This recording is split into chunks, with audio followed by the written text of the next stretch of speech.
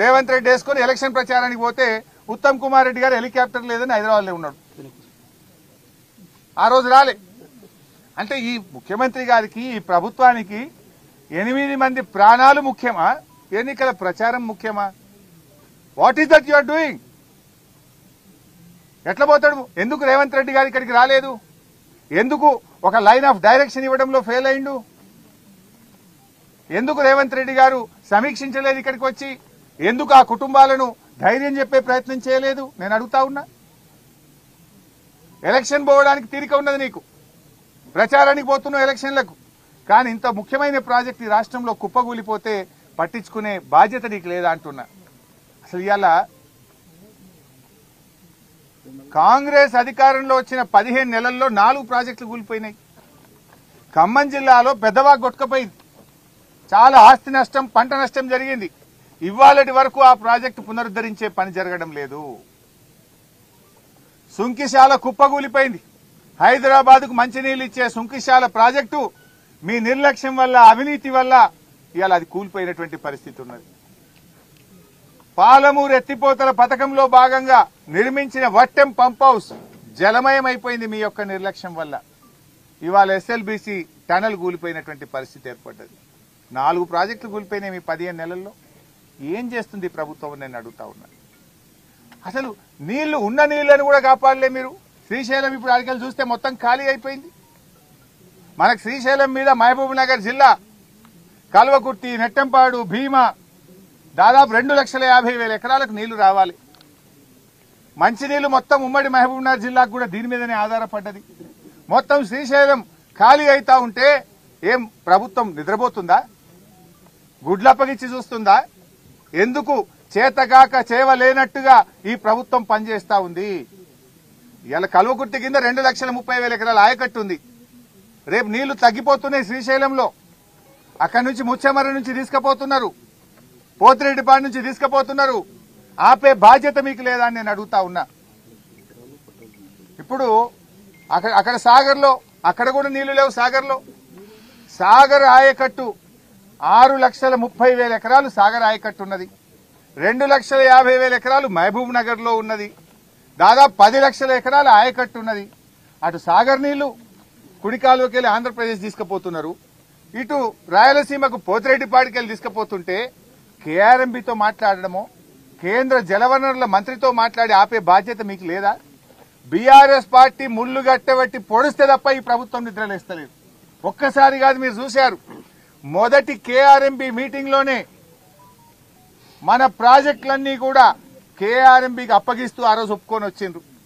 వెంటనే మా నాయకుడు కేసీఆర్ స్పందించి 10 ఏళ్లు మేము అప్పజెప్పలేదు, సెక్షన్ 3 కింద కృష్ణా నదీ జలాల పంపిణీ అయ్యే వరకు ప్రాజెక్టులు ఇవ్వమని చెప్పినాం, నువ్వు ఎట్లా ఇస్తావు అని కేసీఆర్ గర్జిస్తే అప్పుడు మేలుకొని అసెంబ్లీ పెట్టి లేలే మేము ప్రాజెక్టులు ఇవ్వం, మేము వాపస్ తీసుకుంటున్నాము అని అసెంబ్లీలో ఏకగ్రీవ తీర్మానం చేసిండ్రు.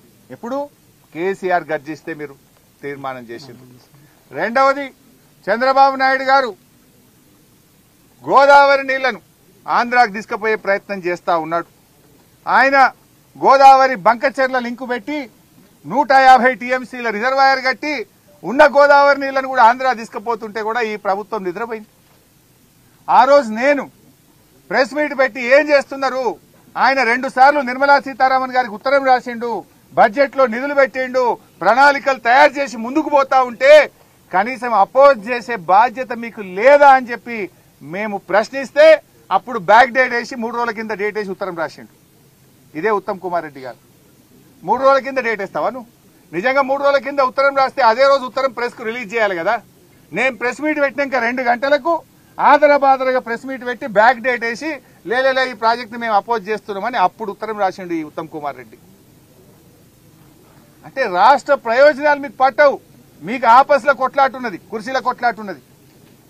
మూడవది, మొన్న కృష్ణా జలాలు ఉన్న నీళ్లన్నీ కుడికాలువ ద్వారా రోజు 10,000 టీఎంసీలు పోతున్నాయి, 10,000 క్యూసెక్కులు రోజు పోతా ఉన్నాయి కుడికాలువతోని.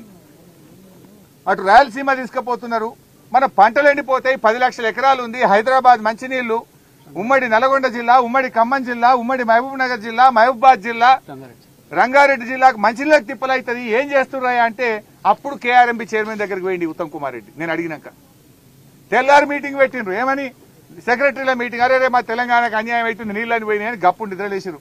అంటే ప్రతిపక్షం ప్రశ్నిస్తే తప్ప ఈ ప్రభుత్వం స్పందించడం లేదు. రాష్ట్ర ప్రయోజనాలు కాపాడడంలో ఈ ప్రభుత్వం పూర్తిగా ఫెయిల్ అయిపోయింది, విఫలం చెందింది. అది కేఆర్ఎంబికి ప్రాజెక్టులు అప్పచెప్పడమైనా, గోదావరి జలాలు రాయలసీమకు తరలించే విషయంలోనైనా, కృష్ణా జలాలను తమ వాటా కంటే ఆంధ్రప్రదేశ్ ఎక్కువ తరలిస్తుంటే దాన్ని ఆపడంలో, రాష్ట్రం యొక్క హక్కులు కాపాడడంలో ఈ ప్రభుత్వం పూర్తిగా ఫెయిల్ అయిపోయింది. ఘటనా స్థలాన్ని పరిశీలించారు, అక్కడ జరుగుతున్న రెస్క్యూ ఆపరేషన్ అంతా కూడా అబ్జర్వ్ చేశారు. మీ వెనుకనే రెస్ట్ తీసుకుంటున్నటువంటి ఉత్తమ్ కుమార్ రెడ్డిని వివరణ అడుగుతారా? ఈ 6 రోజుల పాటు ఏం చేశారు? ఇప్పుడే 6 రోజుల్లో ఏం జరిగిందో ఇప్పుడే చెప్పాను కదా నేను. 6 రోజుల్లో there is no line of action. ఇప్పటి వరకు ఇవాళ ఒక తట్టెడు మట్టి తెచ్చింది అంతే. లోపల వాళ్ళు అడిగితే అందాజకు చెప్పారు. పాపం వాళ్ళు కరెక్ట్ గా చెప్పారని అనుకోను కానీ 5 నుంచి 10,000 క్యూబిక్ మీటర్ల డెబ్రిస్ ఉంది లోపల అంటున్నారు. మరి 5 నుంచి 10,000 క్యూబిక్ మీటర్ల డెబ్రిస్ బయటకు తేవాలంటే ఎట్లా తెస్తారు? నేను వాళ్ళని అడిగిన అక్కడ కొంతమందిని 2 days లో చేయాలని నేను కోరుకుంటున్నా. 2 days లో చేయాలని భగవంతుని నేను ప్రార్థిస్తున్నా. I wish they should do. కానీ పరిస్థితి అట్లా లేదు. 6 రోజులు పొడగొట్టింది కదా. 6 రోజుల్లో ఏం పని చేశారు మీరు? 6 రోజుల్లో అసలు జరిగిన పని ఏంటి ఇప్పటిదాకా? Zero work. వాళ్ళని కాపాడడంలో 6 రోజుల్లో పోవడం, అది అడిగితే పోతురు, చూస్తురు, వస్తురు. సార్ ఎవరేం చెప్తున్నారు, ఓలకోలకు మధ్య సమన్వయం లేదు అని చెప్తున్నారు. Line of direction, line of action, ఒక ప్రోగ్రామ్ ఇవ్వలేకపోయింది వీళ్ళు.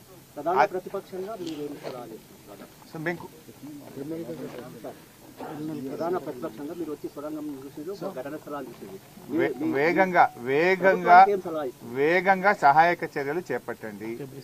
డెబ్రిస్ ను, ఆ కన్వేయర్ బెల్ట్ ను వెంటనే మరమ్మతు చేసి కన్వేయర్ బెల్ట్ మీద ఫాస్ట్ గా డెబ్రిస్ అంతా బయటకు తీసుకొచ్చే ప్రయత్నం చేయండి. 3 షిఫ్ట్లలో కూడా అవసరమైతే అదనపు ఎన్డీఆర్ఎఫ్ బృందాలను, సింగరేణిలో కోల్ మైనింగ్ లో అండర్ గ్రౌండ్ మైనింగ్ చేసేటువంటి టాలెంటెడ్ మైనర్స్ ను పిలిచి లోపలుండే డెబ్రిస్ ను ఆ ట్రైన్ ద్వారా కూడా తీసుకురండి. అదేవిధంగా మన కన్వేయర్ బెల్ట్ ద్వారా కూడా తీసుకురండి. సైమల్టేనియస్ గా రౌండ్ ద క్లాక్ 3 షిఫ్టుల్లో పనిచేసి వారిని కాపాడి వారిని తొందరగా బయటకు తెచ్చే ప్రయత్నం చేయాలని చెప్పి మేము కోరుతాం.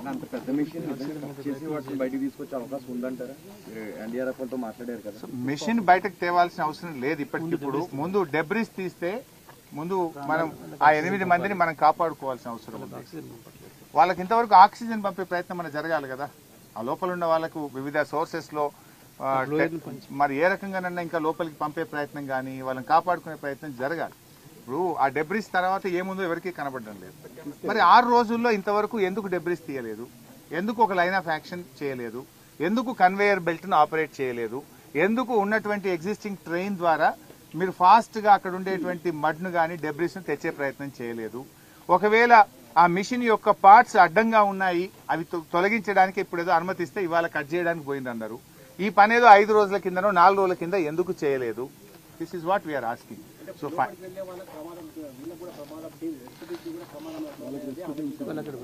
సో దానికి అన్ని జాగ్రత్తలు తీసుకోవాలి. అదే చెప్పాను నేను. National institute of rock mechanics కానీ, అదేవిధంగా నేషనల్ జియాలజికల్ సర్వే ఆఫ్ ఇండియాను కానీ చెయ్యాలి మీరు. ఇప్పుడు వైసాబ్ ఇదేమి, మేము కాళేశ్వరం ప్రాజెక్టులో 203 కిలోమీటర్ల టనల్ తవ్వాం, 203 కిలోమీటర్స్ టనల్ తవ్వాం. పాలమూరు దిండి ఎత్తిపోతల పథకంలో దాదాపు 100 కిలోమీటర్ల టనల్ తవ్వాం బీఆర్ఎస్ హయాంలో, 100 kilometres. Of course that tunnel is different, this tunnel is different. కానీ రిస్క్ ఆల్మోస్ట్ అదే రకమైనటువంటి జాబ్ ఉంటుంది. సో అలాంటిది మేము అక్కడ కూడా వచ్చింది. కాళేశ్వరంలో ప్యాకేజ్ 7 లో టనల్ మొత్తం కొలాప్స్ అయింది. 30 మీటర్లు గాలికి, ఆకాశానికి, సూర్యకిరణాలు వచ్చి టనల్ లోపల పడ్డాయి. అయినా మేము ఎక్స్పర్ట్స్ ను జమ్మూ కాశ్మీర్ నుంచి పిలిచాం, దాన్ని హ్యాండిల్ చేసినాం, జాగ్రత్తగా దాన్ని పూడ్చి ఇవాళ అద్భుతంగా దాని నుంచి ఇవాళ నీళ్లు ప్రవహిస్తున్నాయి. ఆ నీళ్లు ఇవాళ కాళేశ్వరం ప్రాజెక్టులో భాగంగా పంట పొలాలకు, హైదరాబాద్ కు, తెలంగాణకు ఇవాళ త్రాగునీరు కూడా అందిస్తా ఉన్నాం.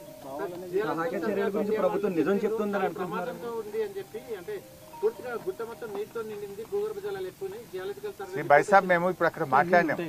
ఎంత సీపేజ్ ఉందని అడిగితే 5,000 క్యూసెక్కులు ఉందన్నారు. 5,000 క్యూసెక్లు బయటకు వస్తుంది. And this is not new. BRS ప్రభుత్వ హయాంలో కొన్ని సందర్భాల్లో 10,000 క్యూసెక్లు వచ్చినాయి. 9,000 litres per hour per minute 9 to 10,000 litres per minute BRS హయాంలో వస్తే కూడా డీవాటరింగ్ చేసినాం కదా ఆ రోజు. ఈ రోజు ఎంత వస్తుంది అని అడిగితే 5,000 లీటర్స్ పర్ మినిట్ వస్తుంది అన్నారు.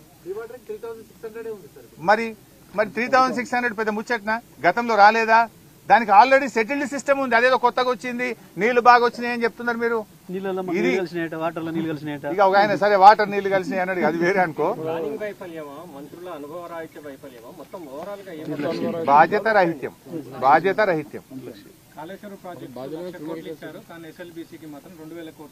ఇప్పుడు చెప్పాను కదా బ్రదర్, వినలేదా మీరు? 3,300 కోట్లు 9 ఏళ్ల కాంగ్రెస్ హయాంలో ఖర్చు పెడితే 3,900 కోట్లు బీఆర్ఎస్ హయాంలో ఖర్చు పెట్టాము. 600 కోట్లు వాళ్ళకంటే ఎక్కువ ఖర్చు పెట్టాము. పైగా మాకు 2 కరోనా సంవత్సరాలు వచ్చినాయి. పెద్ద ఎత్తున వాటర్ సీపేజ్ వచ్చి పనులు ఆగిపోయినాయి. 2 టన్నెళ్లకు కూడా బేరింగులు పోయినాయి.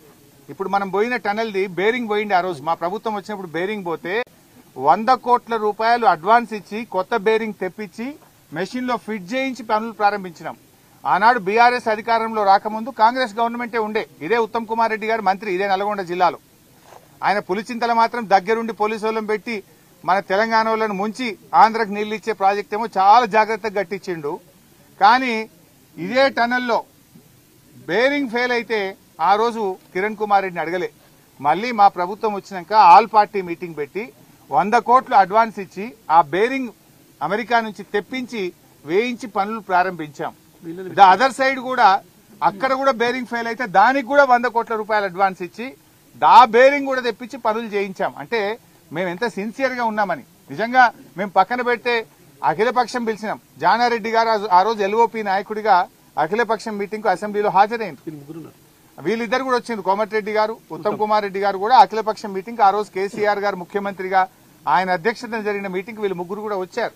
వీళ్ళే అడిగితే 100 కోట్లు అడ్వాన్స్ ఇచ్చి కూడా పనులు చేపించాం. అంటే 2 సార్లు బేరింగ్ ఫెయిల్ అయితే 2 సార్లు 100 కోట్ల రూపాయలు అడ్వాన్స్ ఇచ్చి పనులు ముందుకు తీసుకుపోయే ప్రయత్నం చేశాం. డీవాటరింగ్ ప్రొవిజన్ లేకపోతే ప్రాజెక్టు పూర్తి కావాలనే మంచి ఉద్దేశంతో డీవాటరింగ్ కు ప్రభుత్వం సమ్మతించి కూడా పనులు ముందుకు తీసుకుపోయే ప్రయత్నం మేము చేశాం. ఇవాళ ఇంకోటి అంటున్నారు మీరు. ఒక మిత్రుడు అడిగాడు పని. కాంగ్రెస్ గవర్నమెంట్ వచ్చి 15 నెలలు అయింది. 15 మీటర్లు తవ్విన రవిలు. మరి 15 నెలల కాంగ్రెస్ ప్రభుత్వంలో 15 మీటర్లన్నా మీరు తవ్వినరా అని నేను అడుగుతున్నా. మమ్మల్ని అడుగుతున్నారు కదా. సరే మేము సమాధానం చెప్పినాం. 12-13 కిలోమీటర్లు లోపల పోయినా కొద్దీ సీపేజ్ పెరుగుతుంది, మనకు రకరకాల సమస్యలు వచ్చినాయి, లూజ్ స్ట్రాటా వచ్చింది. అయినా మేము 13 కిలోమీటర్లు తవ్వాం. 2 బ్యాలెన్సింగ్ రిజర్వాయర్లకు పూర్తి చేసే ప్రయత్నం చేసినాం. 3,900 కోట్ల రూపాయలు మేము ఖర్చు పెట్టినాం. అయితే 15 నెలల్లో మీరు 15 మీటర్లు తవ్వినరా? బేరింగ్ రాలే ఇంతవరకు. వచ్చని ప్రెస్ మీట్లు రాసి విలేకరుల చేతులు అరుగుతున్నాయి, కానీ బేరింగ్ వచ్చింది అయితే లేదు. చెప్పబట్టి ఇప్పటికో 100 ఉపన్యాసాలు కొట్టుంటారు వీళ్ళు. బేరింగ్ అయితే ఇంతవరకు రాలే. సో ఈ రకంగా ఇప్పటికైనా ఈ అనవసరమైనటువంటి రాజకీయాలు మానండి. ఇవన్నీ కూడా నేను ఎందుకు మాట్లాడినా తెలుసా భాయ్ సాబ్? ఇక్కడి నుంచే ఉత్తమ్ గారు మాట్లాడిండ్రు, ఇక్కడి నుంచే జూపల్లి గారు మాట్లాడిండ్రు, ఢిల్లీ నుంచి నిన్న ముఖ్యమంత్రి మాట్లాడింది కనుక నేను దానికి క్లారిఫికేషన్ ఇచ్చాను. యాక్చువల్గా మేము 5 రోజులు సంయమనంగా ఉన్నాం. తమ తప్పిదాలను తమ ఫెయిల్యూర్ను కప్పిపుచ్చుకోవడానికి మా మీద బురద జల్లే ప్రయత్నం చేసింది కనుక నిజానిజాలు ప్రజలకు తెలియడం కోసం మాత్రమే నేను చెప్పే ప్రయత్నం చేశాను. ఇప్పటికైనా రాజకీయాలు మానండి. యుద్ధ ప్రాతిపదికన అన్ని బృందాలను ఒక తాటి మీద నడిపి కన్వేయర్ బెల్ట్ ను ఓకే చేసి ఆ మక్కును బయటకు తీసుకొచ్చి వాళ్ళ ప్రాణాలు కాపాడే ప్రయత్నం చేయాలని బీఆర్ఎస్ పార్టీ పక్షాన కోరుతున్నాం. మాజీ ఎమ్మెల్యే హర్షవర్ధన్ రెడ్డి గారు, మాజీ ఎమ్మెల్యే శ్రీ మర్రి జనార్దన్ రెడ్డి గారు